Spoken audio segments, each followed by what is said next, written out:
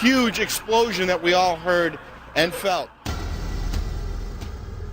In the September 24, 2001 edition of People magazine, on page 34, an interview with Louis Cacciola, a 51-year-old firefighter assigned with Engine 47 of Harlem, New York, had this to say.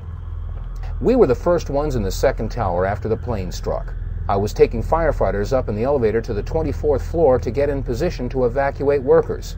On the last trip up, a bomb went off. We think there was bombs set in the building."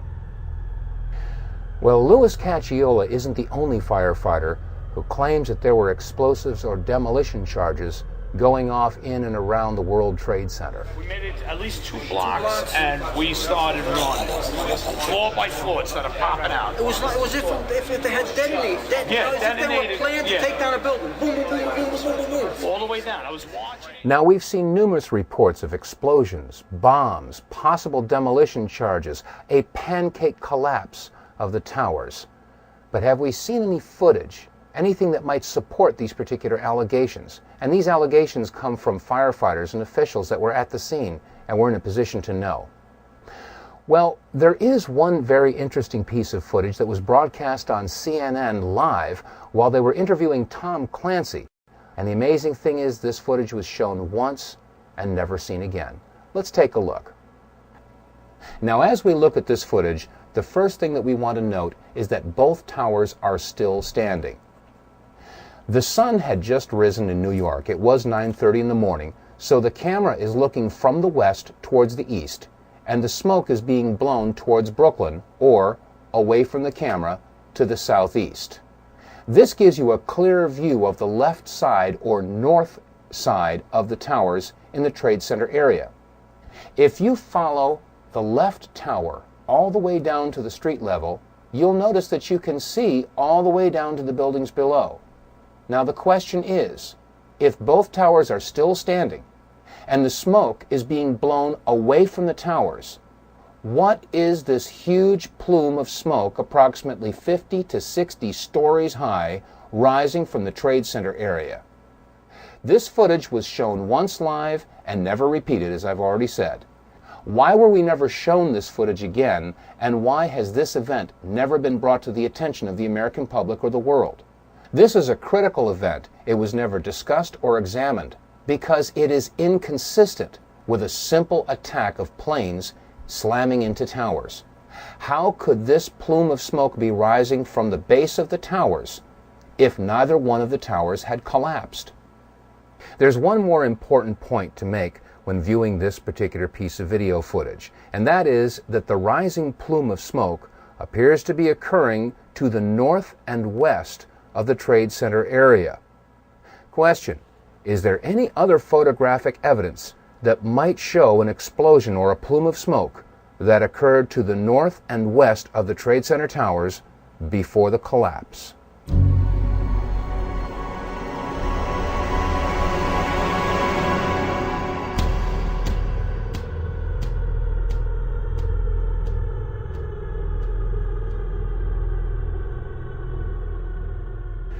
We've heard eyewitness accounts and testimony from fire officials that indicate that there were bombs, explosives, possibly detonating charges that were utilized in the collapse of the World Trade Center buildings.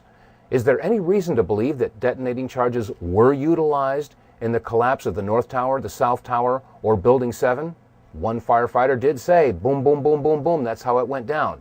And many of the television reporters reported that as the buildings collapsed, both the North Tower and the South Tower and Building 7, they all appeared to come down just like a controlled demolition. Let's listen to a clip from Larry Silverstein. He was the lease owner of the World Trade Center as he gave an interview on PBS.